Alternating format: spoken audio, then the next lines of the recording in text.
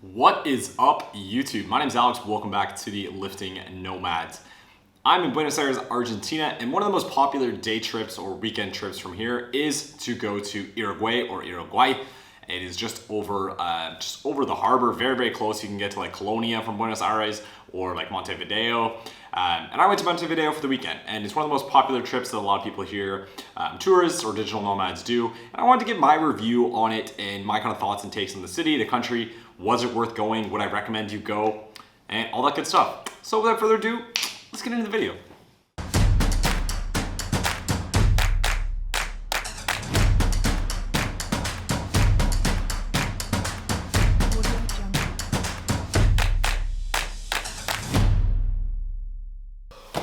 Holy, it is like hot as balls out right now. It's like 8 o'clock at night on a Monday, and I think it's like 36 degrees still, which is like 88 or 89 Fahrenheit. It is mental down here. But anyways, so I just got back from Montevideo. I'm gonna show some pictures of me and my friends that I went with. Ended up meeting some people here from Buenos Aires at one of the digital nomad meetups, and we took the ferry across via Buque Bus. Now, it's kind of a cool little system they have set up. So you basically have Puerto Madero, which is one of the more popular tourist destinations to go to in Buenos Aires. There's a lot of coffee shops and bars right along the harbor. And it's actually a pretty cool scene to go check out both during the day and both at night. They have like some pretty big parties there for New Year's, and there's like different tango classes you can go to, and it's just a pretty good vibe over there overall. There's like some hotels and Airbnbs along the port. It is a little bit further away from most of the other tourist areas, and I guess it is a little bit sketchier at night, so there's something to be careful about. But anyway, so we took an Uber from Palermo, which is where I'm staying, over to Puerto Madero, and then you get in the terminal via Buque Bus. There's two main ways to get to Uruguay from Buenos Aires. The first is to take a bus ride and then a ferry. Ferry and then a bus ride. And basically you go from, both leave from Buenos Aires. One goes to Colonia, and then you take a bus from Colonia to Montevideo. The other option is to take a ferry directly from Buenos Aires to Montevideo. That is a much faster route, takes about half the time, and because of that, it's about twice the cost. So we decided to, given we were only going for 2 days, we went from a Friday afternoon and came back on a Sunday evening, we decided to take the direct ferry from Buque Bus that was Buenos Aires directly to Montevideo. It takes about 2.5, 3 hours. It was closer to 3 hours on the way back and closer to like 2.5 on the way there. Maybe it was rougher seas. I'm not entirely sure what took so long getting back. But also the customs clearance was a lot slower coming back to Argentina than it was to go to Uruguay. So something to consider as you plan the trip. Now, it is pretty expensive. I think we paid like $160, $170 round trip. So it's almost like a flight to do it. The customs process is really, really simple. It says on your ticket to get to the port 2 hours before the ship leaves. I would say you could easily do it like an hour before. We basically just walked on and we were sitting there for like an hour and a half. The good news is there's like a pretty cool little cafe that sold beer and food. So we actually ended up having a couple snacks, a couple beers while we waited for the ferry. No problems at all. Got on board and it was beautiful. This was like a very, very high-end ferry to get over there. It's kind of like, it felt like first class on an airplane, but everywhere. They had a little bar on board that you could sit at, order drinks. They had little cafes that you could get food on. They accept a credit card as well, even though it was like a little sketchy with the cell service. You had to wait until it connected. There's also a massive duty-free shop on board of the ferry. And then the other thing is it's also an auto ferry. So a lot of the locals were taking their cars and driving them on board, and then they ride it like a passenger, and then they drive their car off the boat once they get to Uruguay. So pretty cool if you have that option, if you're doing like van life through South America or something, something to consider. Not sure how much the price was. I would guess it'd be quite a lot more, but overall a pretty high-end experience. We were really, really comfortable on the way there. We had like a few other drinks on the ride over. It was about half full, so there's also like tons of room. So we spread out, played some cards, walked around, did a little shopping. It was pretty nice. Then we arrived in Montevideo, and it's an Uber. We stayed at the Salina Montevideo, which was a very newly opened hostel. We had some rooms there, and that is like right along the beach on the other side of the downtown. So there's two main beaches in the downtown area that were both very, very busy when we arrived. So we arrived in the port and took an Uber over to the Salina. It was in kind of like the Poquitos neighborhood, it's called, which was like a pretty high-end sort of up-and-coming neighborhood. On the way over there, we saw this other beach called Playa Ramirez, which was very, very busy on the way out and on the way in. A lot more like locals over there. There was like a lot of people like running along that boardwalk that I guess was the longest running sidewalk in the world after I Googled it, so pretty cool to see. But we were on the other side of the main downtown, which is Playa de los Poquitos, in the Poquitos neighborhood. So there's a lot of restaurants over there, a lot of like sort of higher end hotels, Airbnb, sort of apartment style places. And overall, we got the sense of the city was very, very similar to Buenos Aires. Obviously the temperature is almost identical in the weather because it's so close, but the vibes overall, they both speak sort of like Porteño Spanish, so they roll the double L into more of like a sh sound, which is a little interesting. So like instead of like ella, it'd be Asia, which takes a bit of a time to learn, but if you're already in Buenos Aires or Argentina, you probably are used to it. But the city itself was very similar.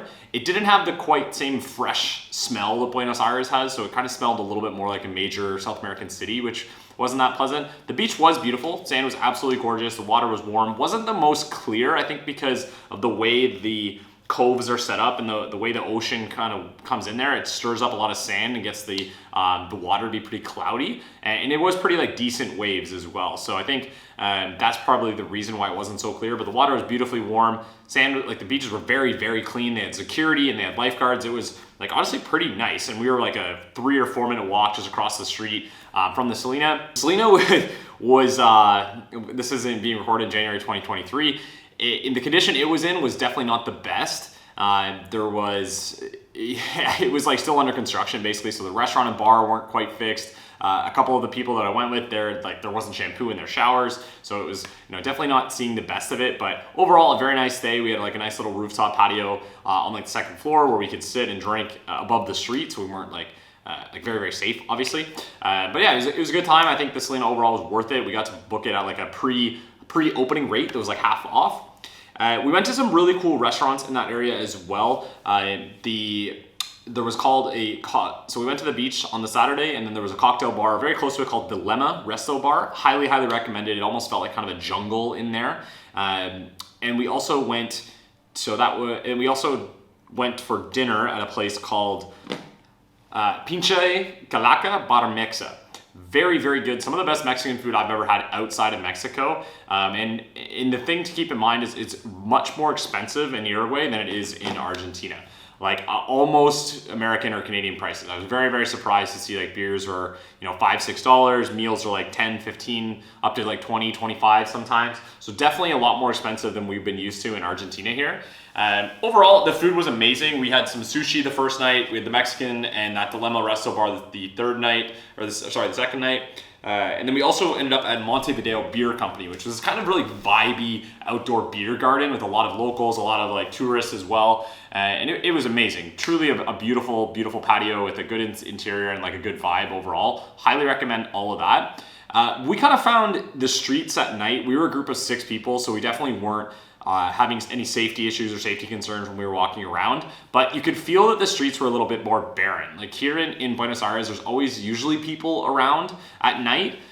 It's usually between like the early morning that Buenos Aires is like abandoned from like 6 until like 8 or 9 or 10 is like pretty slow. They're not early morning people, but they're definitely late night people. In Montevideo, the streets were like very, very empty. We were walking around from dinner from like 8 till 12 or 1 when we went to the beer garden, and there was just like a lot of time where we were on completely empty streets. So if you're a solo traveler, I probably wouldn't recommend it. It was a little bit sketch for that. And the people were pretty nice. The reviews of them being like very direct communicators are true. Like they are to the point on everything. They don't really do the niceties, at least to us foreigners. I don't know if it's just because they could tell like our Spanish wasn't that good. My friend who I was with, he's Peruvian, so his Spanish is he speaks like very, very fluent Spanish, but his accent is very noticeable that he's not a Porteño. So I think maybe we just got treated a little bit differently because of that. But overall, very good time. I think there's not much to do in the city, candidly. Like I know there's like really high quality of life apparently, and it's really big like tech and sort of entrepreneurial capital, but it seemed like for us to go there and visit, there really wasn't a ton to do. And we had some friends who went to Punta del Este down the coast, which is supposed to be like the Monaco of the South, a little bit more higher end, more things to do, more like touristy. There was a lot of like jet setters during COVID who were coming down here to kind of get away from restrictions. And I would say likely if I had to go back, that's what I would do. I don't, I was talking to my friends after we got back from the trip. We did the same like return ferry home.